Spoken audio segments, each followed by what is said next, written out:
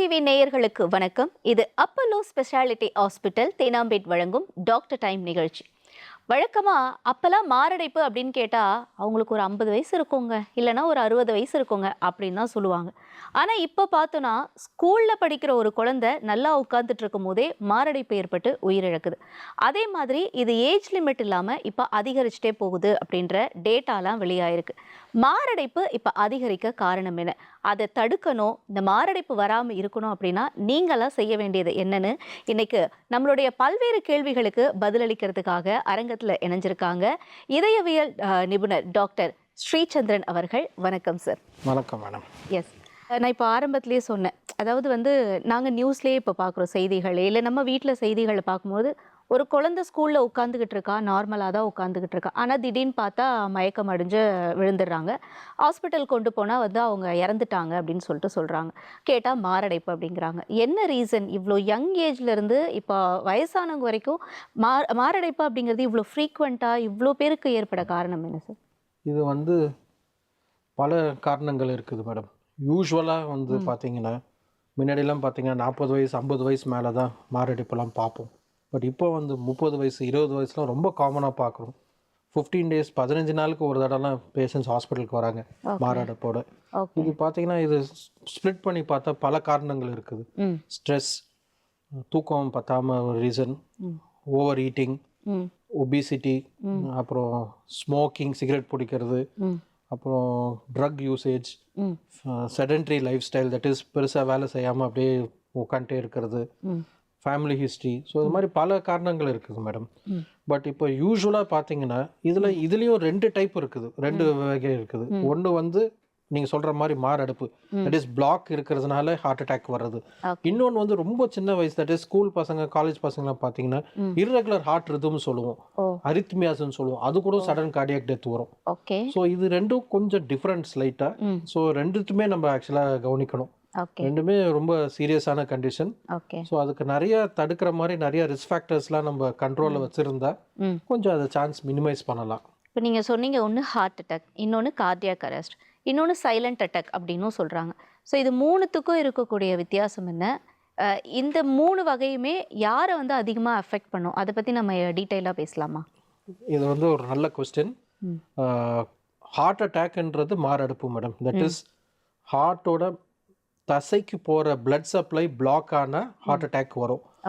இதே இது நம்ம குயிக் டைமில் நம்ம ட்ரீட்மெண்ட் அவசர சிகிச்சை ஆரம்பிக்கலைன்னா அது அப்படியே ப்ராக்ரஸ் ஆகி கார்டியாக் அரெஸ்ட்டாக மாறலாம். கார்டியாக் அரெஸ்ட்டும் நீங்கள் சரியாக கவனிக்கலைன்னா சிபிஆர், சில எமர்ஜென்சி ட்ரீட்மெண்ட்லாம் பண்ணலைன்னா ஆஞ்சியோபிளாஸ்டி, ஒரு எக்மோ ட்ரீட்மெண்ட், இல்லை இம்பலா இது மாதிரி வச்சு பண்ணலைன்னா அது it can even lead to death கூட சொல்லுவோம். ஸோ இது ரெண்டும் ஆல்மோஸ்ட் லிங்க்டு தான், but slightly different. So heart attack, மாரடைப்பு, அது நீங்கள் ட்ரீட்மெண்ட் சரியாக பண்ணோம்னா கார்டியாக் அரெஸ்ட் ஆகிடும். இது 3வது டைப் இருக்குது, ஹார்ட் ஃபெயிலியர். அது கொஞ்சம் டோட்டலாக வேறு. அது ஹார்ட் அட்டாக் நம்ம சரியாக கவனிக்காமல் ஹார்ட் பம்பிங் கொஞ்சம் லோ ஆயிடுச்சுன்னா ஃபியூச்சரில் திருப்பி திருப்பி திருப்பி ஹாஸ்பிட்டலைசேஷன் ஆகும் ஹார்ட் ஃபெயிலியரோட. தட் இஸ் வாட்டர் நிறைய பாடியில் சேர்ந்துடும். நிறைய பேர் பார்த்தீங்கன்னா வயிறு உபசமோட வருவாங்க, ஃபேஸ் ஸ்வெல்லிங்கோட வருவாங்க, கால் வீங்கி இருக்கும், யூரின் சரியா போக மாட்டாங்க, ஃப்ளாட்டாக படுத்தா மூச்சு திணறதுன்னு வருவாங்க. அது 3rd டைப், அது ஹார்ட் ஃபெயிலியர்னு சொல்லுவோம். ஸோ இது 3மே பார்த்தீங்கன்னா ஏன் நடக்குதுன்னா நம்ம ஹார்ட் அட்டாக்கை டைமுக்கு நம்ம ரெகக்னைஸ் பண்ணலன்னா. அப்போ இந்த சைலண்ட் அட்டாக் அப்படின்னு சொல்கிறது, சைலண்ட் அட்டாக்ன்றது தட் இஸ் நல்லா இருப்பாங்க, தட் இஸ் சிம்டம்ஸே இருக்காது, நல்லா நடந்துன்னு இருப்பாங்க, ஓடினு இருப்பாங்க, விளையாடுவாங்க, சடனாக பார்த்தீங்கன்னா ஒரு ஹார்ட் அட்டாக் வரும். ஹாஸ்பிட்டலுக்கு அவசரமாக வந்தால் இசிஜி எடுத்தால் ஒரு ஹார்ட் அட்டாக் மாதிரி இருக்கும். ஸோ அவங்க நிறைய பேர் அவங்க ஃபேமிலி மெம்பர்ஸ் கேட்பாங்க, என்ன சார் காலையில் வரைக்கும் விளையாடிட்டு இருந்தாரு பையன், நல்லா படத்துக்கெல்லாம் போறாரு, நல்லா ஹாப்பியாக தான் இருந்தார், சடனாக எப்படின்னா அதுதான் சைலண்ட் அட்டாக். தட் இஸ் சிம்டமே இல்லாமல், முன்கூட்டி சிம்டமே இல்லாமல் சடனாக வர்றது தான் சைலண்ட் ஹார்ட் அட்டாக்னு சொல்லுவோம். ஸோ இது ஏன் வருதுன்னு பார்த்தீங்கன்னா மெயினாக நம்ம ஊரில் காரணம் டயபெட்டிஸ், சுகர். ஸோ இப்போலாம் பார்த்தீங்கன்னா 30 வயசு பசங்களுக்குலாம் சுகர் வருது, ஏர்லி ஆன்செட் டயபெட்டிஸ்ன்னு சொல்லுவோம். இதே இது ஃபாரின்லாம் பார்த்தீங்கன்னா ரொம்ப ரேர், 40 வயசு கீழே சுகர் பார்க்கறது ரொம்ப ரேர். இல்லைன்னு கிடையாது, கம்மி. பட் நம்ம ஊரில் 25 வயசு 30 வயசுல ரொம்ப காமனாக பார்க்குறோம். இப்போ அது ரொம்ப நம்ம ஆல்ரெடி நம்ம diabetic capital of the world, ரொம்ப ரொம்ப இப்போ அதிகரிச்சுட்டே போயிடுது ஆக்சுவலாக. ஸோ டயபெட்டிஸ் தான் மெயின் ரீசன் நம்மளுக்கு சடன் கார்டியாக் ஹார்ட் அட்டாக்ஸ்லாம் வர்றதுக்கு. அதுவும் மெயினாக சைலண்ட் ஹார்ட் அட்டாக்ஸ் வர்றதுக்கு டயபெட்டிஸ் தான் மெயின் ரீசன். அந்த பெயின் வந்து உணர முடியாது நிறைய பேருக்கு டயபெட்டிஸ் இருக்கிறதுனால. ஓகே ஓகே ஸோ இப்போ நான் diabetic people, that is diabetes இல்லாதவங்களுக்குலாம் பார்த்தீங்கன்னா ஏதாவது ஒரு சிம்டம் சொல்லுவாங்க. நடந்தா படிக்கட்டு ஏறினா ஒரு மாரடைப்பு மாதிரி இருக்குது, இல்லை சில பேருக்கு வந்து கழுத்து அப்படியே நெரிக்கிற மாதிரி வலி வருதுன்னு சொல்லுவாங்க, ஓகே தாடை வலின்னு சொல்லுவாங்க, கழுத்துக்கு பின்னாடி சில பேருக்கு வரலாம், ஓகே ஷோல்டர் ஆர்ம்ஸில் வரலாம், பேக் நடு தழும்புல கூட வரலாம். இது எல்லாமே ஹார்ட் ரிலேட்டட் தான். யூஸ்வலாக இது எப்படி சொல்லுவாங்கன்னா, நான் டெய்லியும் டாக்டர் நான் 5 கிலோமீட்டர்ஸ் நடந்துட்டு இருக்கிறேன், லைஃப் ஃபுல்லாக நடந்துன்னு இருக்கிறேன், இப்போ ஒரு 1 மந்த்தாக ஒரு 2 ஃபர்லாங் நடந்தாலே ஒரு அடைக்கிற மாதிரி ஒரு ஹெவினஸ் வருது, கழுத்து யாரும் நசுக்கிற மாதிரி ஒரு பெயின் வருது, இல்லை சில பேர் ஒரு சைடு தாடை வலின்னு சொல்லுவாங்க. இது எல்லாமே ஹார்ட் ரிலேட்டட் தான். ஓ ஸோ அது என்னன்னா நினச்சிட்டு அவங்க நடக்கும் போது நின்று அந்த பெயின் போயிடுச்சுன்னா டபுள் கன்ஃபர்மேஷன் அது ஹார்ட் ப்ராப்ளம் தான். ஓ ஸோ இதெல்லாம் பார்த்தீங்கன்னா early signs of heart disease. So நம்ம நடக்கிறத வச்சே ஐடென்டிஃபை பண்ணிடலாம். ஆமாங்க. ஓகே ஸோ இதுதான் வந்து அந்த ஸ்டார்டிங் அந்த டைம்லேயே கண்டுபிடிச்சிட்டா மேபி ஏர்லி ஸ்டேஜஸ்லேயே நம்ம அதை கரெக்ட் பண்ணிடலாம். இதே இது சுகர் இருக்கிறவங்களுக்கு மோஸ்ட்லி இது இருக்காது. ஓ ஸோ ஃபஸ்ட்டு சைனே ஹார்ட் அட்டாக்கோட வருவாங்க ஹாஸ்பிட்டலுக்கு. அதுதான் ப்ராப்ளம் சுகர் இருந்தால். ஸோ இப்போ நீங்கள் சொன்னீங்க தாடை வலி இருக்கும் அப்படின்ட்டு. இப்போ அந்த மாதிரி வலிச்சதுன்னா என்ன நினைப்பாங்க? ஏதோ கம் ப்ராப்ளம், இல்லைனா வந்துட்டு ஏதாவது அதிகமாக சாப்பிட்டதுனால வலிக்குது போல, ரொம்ப நாளும் மஞ்ச் பண்ணதுனால வலிக்குது போல நினைப்பாங்க. பட் இது எப்படி ஹார்ட்டோட கனெக்ட் ஆகுது? வெரி சிம்பிள்ங்க.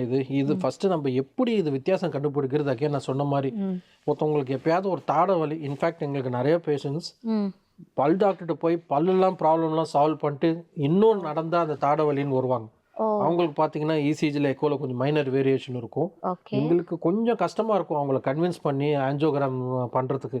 ஏன்னா கேட்பாங்க, டாக்டர் எனக்கு தாடை வலிக்கும் ஹார்ட்டுக்கு என்ன சம்மந்தம்னு கேட்பாங்க. ஏன்னா நான் இப்போ தான் ஃபர்ஸ்ட் டைம் கேள்விப்படுறேன், அதனால தான். தாடை வலி நடக்கும் போது படிக்கட்டு ஏறும் போது வர்றது, அப்புறம் அது நடக்கிறத நிற்னா அந்த வலி சரியாயிடுதுன்னா அது கன்ஃபார்ம்டு அது ஹார்ட் ப்ராப்ளம் தான்.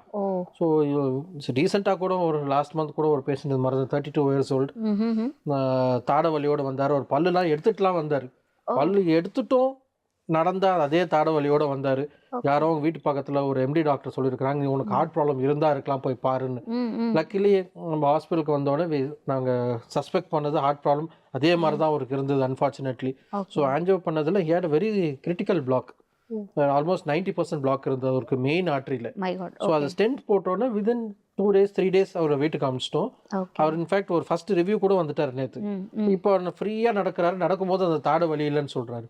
ஸோ உங்கள் நியூஸ் மூலிமா மெயின் ரீசன் இன்னைக்கு அது ஒரு பாயிண்ட் மக்கள் தெரிஞ்சுட்டாங்கன்னா அது வெரி குட். ஆக்சுவலாக நடக்கும் போது தாடை வலி வந்ததுன்னா மோஸ்ட்லி அது ஹார்ட் ப்ராப்ளம் தான். டெஃபினட்டாக சார். ஏன்னா நான் இது வரைக்கும் நம்ம பேசியிருக்க டாக்டர்ஸ் யாரும் இந்த தாடை வலி பற்றி சொல்கிறதில்ல. நீங்கள் சூப்பராக எக்ஸ்பிளைன் பண்ணியிருந்தீங்க. மேபி இந்த நிகழ்ச்சியை பார்க்குறவங்க அந்த மாதிரி பெயின் இருந்தால் இமீடியட்டாக போய் செக் பண்ணிக்கிறது நல்லது அப்படின்னு நினைக்கிறேன். இப்போ இது இல்லாமல் வேறு என்னென்ன சிம்டம்ஸ் வந்துட்டு நமக்கு இன்டிமேட் பண்ணோம் நமக்கு வந்து ஹார்ட் ரிலேட்டட் ப்ராப்ளம் இருக்குது அப்படின்ட்டு அதை பற்றி சொல்லுங்கள் சார். இதுவும் ரொம்ப நல்ல கேள்வி.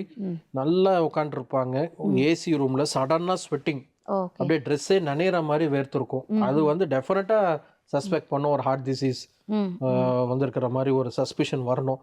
சம்டைம்ஸ் ஒரு நியூரோ பேராலிசிஸ் ஸ்ட்ரோக் வந்தால் கூட அது மாதிரி ஸ்வெட் ஆகும். பட் நம்ம ஊரில் டெஃபினட்டாக ஃபஸ்ட்டு நம்ம யோசிக்க வேண்டியது ஹார்ட் அட்டாக் தான். ஸோ ஏற்கனவே நான் சொன்ன மாதிரி வலி, தட் இஸ் ஜஸ்ட் நெஞ்சில் வரலாம், கழுத்தில் வரலாம், தாடையில் வரலாம் வலி. ரெண்டாவது சடன் ஸ்வெட்டிங். மூணாவது மூச்சு திணறல்.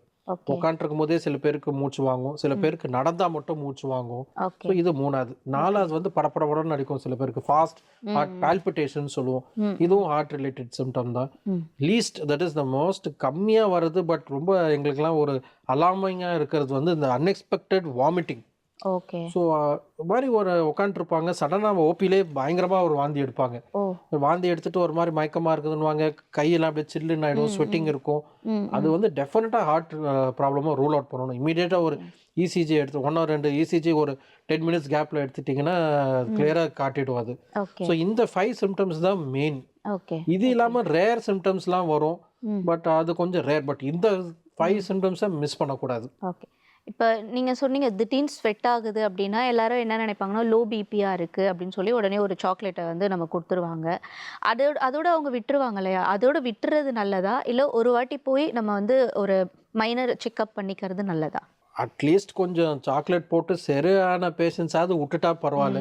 பட் சரியாதவங்க கண்டிப்பாக ஹாஸ்பிட்டலுக்கு போய் இசிஜி எடுக்கணும். ம் ம் கண்டிப்பாக பிபி சுகர் ரெண்டுமே பார்க்கலாம். நீங்கள் சொல்கிற மாதிரி லோ சுகர் ஆனாலும் ஸ்வெட்டிங் வரும், லோ பிபி ஆனாலும் ஸ்வெட்டிங் வரும். ம் பட் இது நம்ம சாக்லேட் சாப்பிட்டு தண்ணி குடிச்சும் ஸ்வெட்டிங் ஆகிட்டே இருக்குதுன்னா நம்ம அப்படியே விட முடியாது. ஓகே ஃபஸ்ட்டு நம்ம பார்க்க வேண்டியது ஹார்ட்டு தான். ம் ஹார்ட் ஒரு சீரியல் இசிஜிஸ் எடுத்துட்டு எக்கோ பண்ணிட்டு, எக்கோனா ஹார்ட்டோட ஸ்கேன், ஹார்ட்டோட பம்பிங் எப்படி இருக்குதுன்னு பார்ப்போம், ஹார்ட்டோட எல்லா சேம்பர்ஸும் கரெக்டாக பம்ப் ஆதான்னு பார்ப்போம், ஹார்ட் என்லார்ஜ்மெண்ட் எதுனா இருக்குதான்னு பார்ப்போம். ஸோ இது வந்து பேசிக் இன்ஃபர்மேஷன் கிடைக்கும்.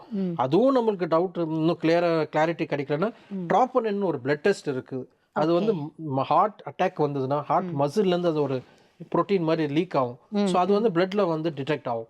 ஸோ அது பாசிட்டிவாக இருந்ததுன்னா டெஃபினட்டாக அது ஹார்ட் ரிலேட்டட் இஷ்யூஸ் மாதிரி தான் ஹை சஸ்பிஷன் வரணும் நம்ம. சில பேர் வந்து சொல்லுவாங்க எனக்கு செஸ்ட்ல வந்து லைட்டா குத்துற மாதிரி வலிக்குது, அப்பப்போ இந்த பெயின் வருது, அதுக்கும் ஹார்ட் ரிலேட்டட் தானா? சுகர் இருந்ததுன்னா கண்டிப்பாக ஒரு இசிஜியாவது எடுக்கணும். ம் ம் சுகர் இல்லைன்னா நம்ம கொஞ்சம் வரி பண்ண வேணாம். ஏன்னா யூஸ்வலாக ஊசி குத்துற மாதிரி வலி ஒரு ஃபிங்கர்ல காட்டுவாங்க, ஒரு விரல்ல இருக்கிற வலிலாம் யூஸ்வலாக ஹார்ட் வலியா இருக்காது. அதே மாதிரி நம்ம அமுத்தும் போது குனியும் போது வர வலிலாம் ஹார்ட் வலி கிடையாது. சில பேர் அழுத்தி இரும்பும் போது சில பேருக்கு வலி வரும். ஒரு செஸ்ட் இன்ஃபெக்ஷன் காஃப் கோல்டு இருக்கும் போது இருமும் போது வர வலிலாம் ஹார்ட் வலி கிடையாது. ஸோ அது மாதிரி ஹிஸ்ட்ரியை வச்சு ஈஸியாக நம்ம கண்டுபிடிச்சிடலாம். பட் ஸ்டில் நம்மளுக்கு ஷுவராக இருந்தால் கூட அட்லீஸ்ட் ஒரு பேசிக் இசிஜி கண்டிப்பாக பண்ணி ஆகணும். ஸோ எந்த ஏஜில் வந்து நம்ம இந்த மாதிரி ஒரு பேசிக்கான ஒரு டெஸ்ட் எடுக்கிறது நல்லது டாக்டர்? 40 வயசுக்கு மேலே yearly or every second yearly பண்ணுறது மஸ்ட்டுங்க நம்ம ஊரில். ஏன்னா இப்போல்லாம் 30-35 வயசுலேயே சடனாக கொலஸ்ட்ரால்ன்றோம், சுகர்ன்றோம், பிபின்றோம். இப்போ ஆவரேஜ் இந்தியன்ஸ் பார்த்தீங்கன்னா 40 இயர்ஸில் உங்களுக்கு சுகரோ பிபியோ கொலஸ்ட்ராலோ வரலன்னா நம்ம வெரி லக்கின்னு தான் எடுத்துக்கணும். ஸோ 40 இயர்ஸ் டெஃபினட்டாக இயர்லி ஒன்ஸ் பேசிக் திங்ஸ். பெரிய பெரிய பெரிய டெஸ்ட் எம்ஆர்ஐ பெட் சிடி அப்படிலாம் சொல்லல. பேசிக்காக சுகர் எப்படி இருக்குது, பிபி எப்படி இருக்குது, கொலஸ்ட்ரால் எப்படி இருக்குது, அவங்களோட செஸ்ட் எக்ஸ்ரே எப்படி இருக்குது, இதெல்லாம் பேசிக் திங்ஸ். இது பார்த்தா கூட மோர் தென் இனஃப்.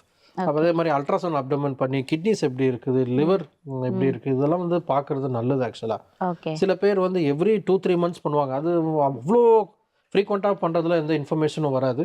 பட் 40 இயர்ஸ் ஆச்சுன்னா டெஃபினட்டாக வி நீட் வருஷத்துக்கு இல்லை அட்லீஸ்ட் 2 வருஷத்துக்காவது ஒரு தடவை பண்ணுறது நல்லது. நம்ம வந்து சில வீடியோக்கள்லாம் பார்க்குறோம், நல்லா வந்து ஏதாச்சும் ஒரு கடைக்கு வராங்க, நின்று பேசிக்கிட்டே இருக்காங்க, சடனாக வந்து விழுந்துடுறாங்க, கேட்டால் மாரடைப்பு அப்படின்னு.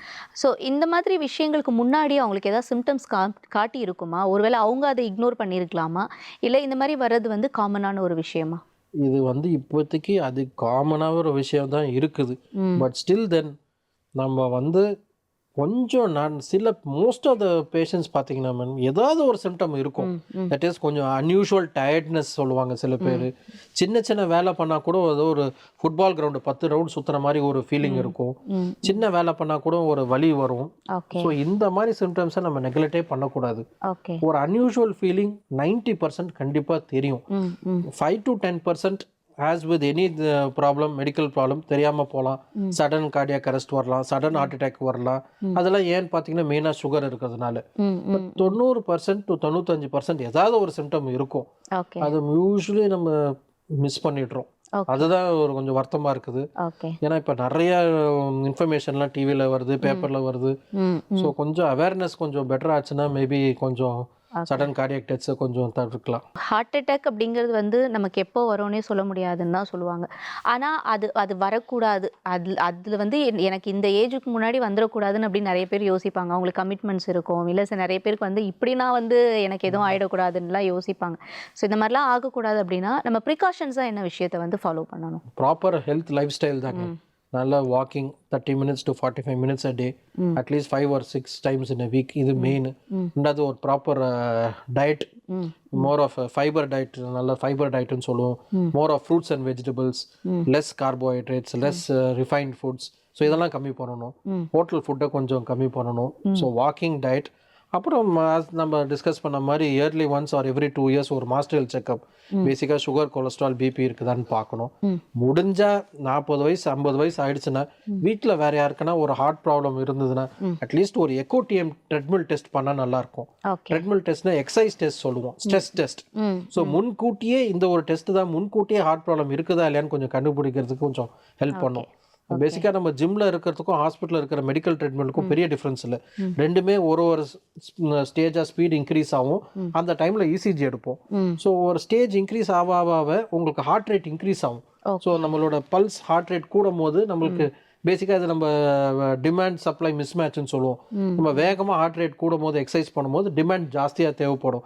அந்த டைமில் உங்களுக்கு சப்ளை சரியாக போகல, தட் இஸ் பிளாக் இருந்ததுன்னா பிளட் சரியாக போகாது. அந்த டைமில் உங்களுக்கு பெயின் வரலாம், இல்லை ட்ரெட்மில்ல இசிஜியில் சேஞ்சஸ் வரலாம். ஸோ இது மாதிரி இருந்ததுன்னா டெஃபினட்டாக நம்மளுக்கு ஏர்லியராக ஆன்ஜோ பண்ணால் கொஞ்சம் பெட்டர். ஸோ சில பேர் வந்துட்டு அவங்களாவே இந்த ஆஸ்பிரின் டேப்லெட் வந்துட்டு எடுத்துக்கிறாங்க இல்லையா, அது வந்து அட்வைசபிளா? இப்போ இது ஒரு டபுள் ஏஜ்ங்க. அப்ராட்லாம் பார்த்தீங்கன்னா, ஃபாரின்லாம் பார்த்தீங்கன்னா, ஹாஸ்பிட்டல் வரத்துக்குள்ளாரே இந்த ஆம்புலன்ஸில் பேஷண்ட்ஸே ஆஸ்பிரின், அப்புறம் குளோபிடோகிரல் ஒரு மாத்திரை, அப்புறம் கிளெக்சைன் இன்ஜெக்ஷன் அவங்களே வீட்டில் போட்டுக்கிறாங்க. பட் நம்ம ஊரில் அது அவ்வளோவா சாத்தியம் இல்லைங்க. டயக்னோசிஸ் பண்ணுறதுக்கு முன்னாடியே அது மாத்திரை சாப்பிட்டு வேறு எதனா ப்ளீடிங் வந்தாலும் ப்ராப்ளம் ஆகிடும். ஏன்னா இப்போ அதர் மெடிசின்ஸ் இருக்குது. ஹாஸ்பிட்டலுக்கு குயிக்காக கேங்க்ரிலான்னு ஒரு மெடிசன் இருக்குது. அது மினிட்ஸில் உங்களுக்கு அந்த பிளட் தின்னிங் ஆக்ஷன் போட்டண்ட்டாக ஆரம்பிச்சிடும். இப்போ நம்ம ஆன்ஜியோகிராம் பண்ணி எமர்ஜென்சியாக பைபாஸ் சர்ஜரி பண்ணணும்னா நம்ம டேப்லெட்டை சாப்பிட்டா சர்ஜன்ஸ் ஒரு 5 days பண்ண மாட்டாங்க. ஏன்னா சர்ஜரி பண்ணும்போது ப்ளீட் ஆகிடும்னு ஒரு காம்ப்ளிகேஷன் சொல்லுவாங்க. ஸோ இப்போ புது இன்ஜெக்ஷன் வந்ததுன்னா 5 minutes உங்களுக்கு ஆன்செட் வந்துடும். அந்த இன்ஃபியூஷனில் கொடுப்போம். இன்ஃபியூஷனாக ஸ்லோவாக போயிட்டே இருக்கும். அது நிறுத்தினா இம்மீடியட்டாக 5-10 minutes அந்த எஃபெக்ட் போயிடும். ஸோ இம்மீடியட்டாக சர்ஜரி பைபாஸ் பண்ணணும்னா கூட பண்ணிடலாம். ஸோ அன்லெஸ் நம்மளுக்கு கன்ஃபார்ம்டாக ஹார்ட் அட்டாக்னு தெரிஞ்ச வரைக்கும் அந்த மாதிரி மெடிசின்ஸ் அவாய்ட் பண்ணுறது பெட்டர். ஸோ இப்போ இந்த கோல்டன் ஹவர் அப்படின்னு சொல்லுவாங்க. ஹார்ட் அட்டாக் அப்படின்னு வந்தாலே கோல்டன் ஹவர் அப்படிங்கிறது தான் எல்லாரும் சொல்லக்கூடிய ஒரு வார்த்தை. அந்த கோல்டன் ஹவர் எவ்வளோ முக்கியம், அந்த ஹவர்ஸ்க்குள்ளே நம்ம என்ன விஷயத்தை கண்டிப்பாக பண்ணணும் ஒருத்தவங்களுக்கு இந்த மாதிரியான ஹார்ட் அட்டாக் இருக்குது அப்படின்னா? இது இருக்கிறதுல இதுதான் மேடம் மோஸ்ட் முக்கியமான கேள்வி. கோல்டன் ஹவரை நம்ம மிஸ் பண்ணிட்டா, நீங்கள் ஹார்ட் ஃபெயிலியர்னு கொஞ்சம் நேரம் பேசுனீங்கல்ல, ஹார்ட் அட்டாக் நம்ம டிலே ஆக பிளட் சப்ளை போகாது. ஸோ அந்த பிளட் சப்ளை பண்ணுற அந்த தசை டெட் ஆகிடும். அதுக்கப்புறம் அந்த இடம் திருப்பி ரீஜெனரேட் ஆகாது. ஸோ இந்த மாதிரி பேஷண்ட்ஸ் பார்த்தீங்கன்னா ஹார்ட் பம்பிங் லோ ஆகிடும். ஸோ திருப்பி ஹார்ட் ஃபெயிலியரோட அட்மிட் ஆவாங்க, இல்லை சம்டைம்ஸ் டெத்து கூட ஆகிடும். இதை நம்ம தவிர்க்கணும். எவ்வளோ சீக்கிரமாக நம்ம அந்த பிளாக்ட் வெசல் ஓபன் பண்றோமோ ஆஞ்சியோபிளாஸ்டி பண்ணி, அதுதான் பெஸ்ட். இதுதான் கோல்டன் பீரியட் ஆர் கோல்டன் ஹவர்னு சொல்லுவோம். இது டெக்ஸ்ட் புக் டெஃபினேஷன் 90 minutes சொல்லுவோம். That is first hospital contact to balloon angioplasty and ஸ்டென்டிங். So அது பலூன் வச்சு நீங்க ரிலீஸ் பண்ணோன்னே பிளட் சப்ளை ஆரம்பிச்சிடும். ஸோ இது 90 minutes is the maximum. But 90 minutesக்கு எவ்வளோ குயிக்காக பண்ணுறோமோ அவ்வளோ பெட்டர். ஃபார் எக்ஸாம்பிள் 1 hour 60 minutesல நீங்கள் ஃப்ளோ எஸ்டாப்ளிஷ் பண்ணுறீங்கன்னா இந்த மசில் டேமேஜ் கொஞ்சம் கம்மியாக இருக்கும். டிலே ஆக பிளட் சப்ளை கம்மியாகும். ஸோ பிளட் சப்ளை கம்மியாக போக அந்த மசில் டோட்டலாக டேமேஜ் ஆகிடும். தட் இஸ் நெக்ரோசிஸ்ன்னு சொல்லுவோம். அதுக்கப்புறம் நீங்கள் பொறுமையாக 3 hours கழிச்சு பண்ணுவோம். 3 நாள் கழிச்செல்லாம் ஆஞ்சியோபிளாஸ்டிலாம் ஒரு காலத்தில் பண்ணிட்டு இருந்தோம். அதெல்லாம் ஒரு பார்க்க தான் நல்லா இருக்குமே ஃப்ளோ தவிர அந்த மசில் திருப்பி ரீஜெனரேட் ஆகாது. அது நெக்ரோஸ் ஆகி டெட் ஆனது தான். அதுக்கப்புறம் எந்த பிரோஜனமும் இருக்காது. ஹார்ட் ஃபெயிலியரோட ரிப்பீட்டடாக அட்மிட் ஆவாங்க. ஸோ கோல்டன் பீரியட்ல ஆஞ்சியோபிளாஸ்டி எஸ்டாப்ளிஷ் பண்ணி நீங்க வித்தின் 90 minutesக்குள்ளார பண்றது தான் சேஃப். இந்த கோல்டன் ஹவர்ஸ் ஹாஸ்பிட்டல் வந்ததுக்கு அப்புறம், ஆனால் அதுக்கு முன்னாடி ஒருத்தவங்களுக்கு இந்த மாதிரி ஆயிடுச்சுன்னு நம்ம பார்க்குறோம். நம்ம சிபிஆர் கொடுக்குறோம் அவங்களுக்கு.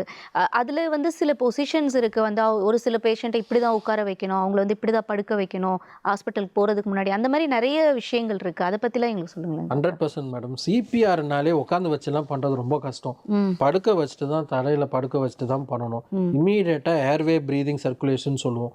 அதெல்லாம் பக்காவாக இருக்குதான்னு பார்ப்போம். ஃபஸ்ட்டு பல்ஸ் இருக்குதான்னு பார்ப்போம். கையில் இல்லைன்னா கழுத்தில் கரோட்டிட் ஆர்டரியில் பார்க்கணும், இல்லைன்னா ஃபெமரல் ஆர்டரியில் பார்க்கணும். ஸோ பல்ஸ் இல்லைன்னா இமீடியட்டாக சிபிஆர் ஆரம்பிச்சிடணும். ஸோ நீங்கள் சைமல்டேனியஸ்ல கார்டியக் மசாஜ் பண்ணுற டைம்லே நம்ம இல்லை இன்னொருத்தவங்க ஹெல்ப்புக்கு இருந்தாங்கன்னா இன்னொரு பர்சன் ப்ரீதிங்கும் கொடுக்கணும். ஸோ இது சின்க்ரனஸாக பண்ணணும். 2-3 செஸ்ட் கம்ப்ரெஷன்ஸ், ஒரு பிரெத், இது மாதிரி பண்ணாதான் திருப்பியும் cardiac cycle that is beat பண்ண ஆரம்பிக்கும். ஸோ இது டெஃபினட்டாக படுக்க வச்சுட்டு பண்ணாதான் பேஷண்ட்டுக்கு பெனிஃபிட். உட்காந்து வச்சு பண்ணால் நம்ம செஸ்ட் கம்ப்ரெஷன்ஸ் ப்ராப்பராக எஃபெக்டிவாக கொடுக்க முடியாது. ஸோ நம்ம தரையில் வச்சுட்டு எஃபெக்டிவாக பண்ணாதான் கார்டியக் திருப்பியும் சர்க்குலேஷன் ஆரம்பிக்கும். இன்எஃபெக்டிவாக பண்ணால் அது பெருசாக ஒன்றும் ஹெல்ப் பண்ணாது பேஷண்ட். இப்போ சிபிஆரே எல்லாரும் பண்ண மாட்டேங்கிறாங்க டாக்டர். ஏன்னா நம்ம பார்க்குறோம், ஒரு சிசிடிவியே வருதுன்னா விழுந்ததுக்கு உடனே தண்ணி தெளிக்கிறாங்க, இல்லைனா அவங்களை எழுப்ப தான் ட்ரை பண்ணுறாங்க. பட் நிறைய பேருக்கு அந்த சிபிஆர் கொடுக்கணுன்ற அந்த விழிப்புணர்வு இல்லைல்ல, அது எவ்வளோ முக்கியம்? இந்த மொமெண்ட்டில் அதை பண்ணால் அந்த பர்சனை வந்து பிழைக்க வைக்க முடியுமா? அதை வந்து நீங்கள் நம்ம நிகழ்ச்சி மூலயமா கொஞ்சம் வேற சொன்னீங்கன்னா நல்லாயிருக்கும் இதுவும் நினைக்கிறேன். ரொம்ப நல்ல கேள்விங்க மேடம்.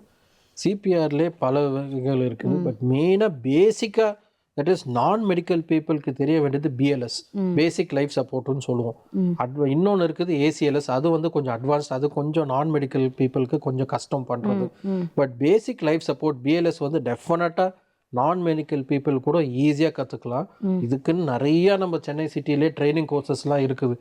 10 நாள் 15 நாள் கோர்ஸ்லாம் இருக்குது. டெஃபினட்டாக நாங்கள் வந்து என்ன சஜஸ்ட் பண்ணுறோன்னா அது கற்றுக்கிறது நல்லது. உங்களால் டெஃபினட்டாக ஒரு லைஃப் சேவ் பண்ண முடியும். ஃபேமிலியில் ஒருத்தவங்க கற்றுக்கிட்டா நல்லதுன்னு நினைக்கிறேன். ஏன்னா இப்போ ஷாப்பிங் மாலில் பார்க்குறோம், ஏர்போர்ட்டில் பார்க்குறோம், எல்லா இடத்துலையும் அந்த டிஃபிப்ரிலேட்டர் இருக்குது.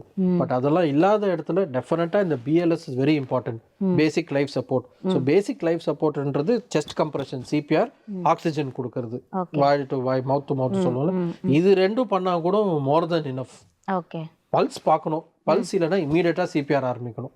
ஓகே. ஏன்னா நீங்கள் கால் பண்ணி ஒரு ஹாஸ்பிட்டலில் இந்த ஆம்புலன்ஸ் பேராமெடிக்கல் பீப்புள் வந்து ஆரம்பிக்கிறதுக்குள்ளார you have lost time. Okay. So ரொம்ப 10 மினிட்ஸ் 15 மினிட்ஸ்னால் ஓகே. அதுக்கு மேலே டைம் டிலே ஆக பிரெயினுக்கு போகிற ஆக்சிஜன் சப்ளை கட் ஆகிடும். அதுக்கப்புறம் பிரெயின் டேமேஜ் வரும், பிரெயின் ஸ்டெம் டிஸ்ஃபங்க்ஷன் சொல்லுவோம். ஸோ எவ்வளோ சீக்கிரமாக நம்ம சிபிஆர் ஆரம்பிக்கிறோமோ அதுதான் பேஷண்ட்டுக்கு நல்லது. எனக்கு இன்னொரு கேள்வி இருக்குது சார். நான் வந்து ஒரு ஆர்டிக்கல் படித்தேன், கிட்னிக்கும் ஹார்ட்டுக்கும் சைலண்ட் கனெக்ஷன் இருக்குது அப்படின்னு சொல்லிட்டு. அது உண்மையா? 100% உண்மை. ஹார்ட் தான் சர்க்குலேட்டரி ஆர்கன். ஹார்ட்டில் இருந்தால் அயோட்டான்னு ஒரு ரத்த குழாய் வெளியில், அது மூலிமா தான் வெளியில் ஹார்ட் பிளட் பம்ப் ஆகும். ஸோ தலையிலேருந்து கால் வரைக்கும் ஹார்ட் பம்ப் பண்ணால் தான் பிளட் போகும். ஸோ நம்ம ஹார்ட் அட்டாக் வரும்போது நம்ம சரியாக ட்ரீட்மெண்ட் பண்ணலன்னா ஹார்ட் பம்பிங் லோ ஆகிடும். ஸோ நம்ம எஃபெக்டிவ் கண்ட்ராக்ஷன் கம்மியாக இருக்கும். கண்ட்ராக்ஷன் தான் பம்ப் பண்ணுறது. ஸோ பிளட் சப்ளை வந்து கிட்னிஸ்க்கு கம்மியாக போகும். பிளட் ஃப்ளோ இன்டு கிட்னிஸ் கம்மியாக போச்சுன்னா ஆட்டோமேட்டிக்காக கிட்னி ப்ராப்ளம் வரும். அக்யூட் கிட்னி இன்ஜுரின்னு சொல்லுவோம். ஸோ இதை நீங்கள் குயிக்காக ஐடென்டிஃபை பண்ணலன்னா அது ப்ராப்ளம் டயாலிசிஸ் மாதிரி ஆகிடும். ஸோ எங்களுக்கு நிறைய விஷயம் சொன்னீங்க டாக்டர். இப்போ இருக்கக்கூடிய இந்த சுச்சுவேஷனில், ஐ மீன் இப்போ இருக்கக்கூடிய இந்த டெவலப்மெண்ட், நிறைய விஷயம் நம்ம பார்க்குறோம். ஃபுட்லேருந்து நம்மளுடைய ஆக்டிவிட்டீஸ்லேருந்து எல்லாமே வந்து சேஞ்ச் ஓவர் ஆகிட்டுருக்கு. ஸோ இந்த மாதிரியான காலகட்டத்தில் வந்து இந்த மாதிரி ஹார்ட் அட்டாக் இல்லை ஹார்ட் ப்ராப்ளம் ரிலேட்டடாக நமக்கு எதுவுமே வரக்கூடாது அப்படின்னா இந்த விஷயங்கள் பண்ணால் நீங்கள் கொஞ்சம் சேஃப் அப்படின்னு மாதிரி இருக்குன்னா அந்த விஷயங்கள் என்ன அப்படிங்கிறத நீங்கள் நேயர்களுக்கு ஃபைனலாக ஒரு வாட்டி சொல்லுங்கள். வெரி குட்ங்க. இதுவும் அகெயின் குட் கொஸ்டின். 5 பாயிண்ட்ஸுங்க மெயினாக. லைஃப் ஸ்டைல் மாடிஃபிகேஷன், நல்லா வாக்கிங், நல்லா நடக்கணும். பெரிய பெரிய எக்ஸசைசஸ் ஜிம்முக்கு போய் 3 ஹவர்ஸ் பண்ணணும் அப்படிலாம் இல்லை.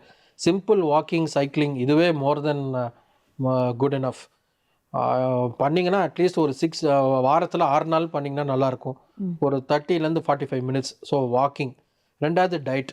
மெயினாக நீங்கள் இந்த ஜங்க் ஃபுட், ப்ராசஸ்ட் ஃபுட்டை கம்மி பண்ணாலே you will be safe. More of fruits, more of vegetables and less of process ஃபுட்னாலே ரொம்ப நல்லது. 3வது வந்து periodical health checkups. That is 40 வயசு ஆயிடுச்சுன்னா நான் சொன்ன மாதிரி அட்லீஸ்ட் ஒன்ஸ் இன் வருஷத்துக்கு ஒரு தடவை இல்லை 2 வருஷத்துக்கு ஒரு தடவை கண்டிப்பாக சுகர், பிபி, கொலஸ்ட்ரால் வந்துருச்சான்னு பார்க்கணும். பேசிக் இசிஜி எக்கோ. ஒரு 50 வயசு 40 வயசு இருந்தால் கண்டிப்பாக treadmill test very important. Especially யாருக்குன்னா பார்க்குற எல்லாருக்கும் ட்ரெட்மில் நம்ம பண்ண தேவையில்லை. அட்லீஸ்ட் ஏதாவது ஒரு ரிஸ்க் ஃபேக்டர், சுகர் இருக்குது, இல்லை பிபி இருக்குது, இல்லை ஃபேமிலியில் 2-3 பேருக்கு ஹார்ட் ப்ராப்ளம் வந்துருக்குது, இல்லை ஏதோ ஒரு வேக் சிம்டம், ஒரு செஸ்ட் பெயின் சொல்கிறாங்கன்னா கண்டிப்பாக treadmill test is very important.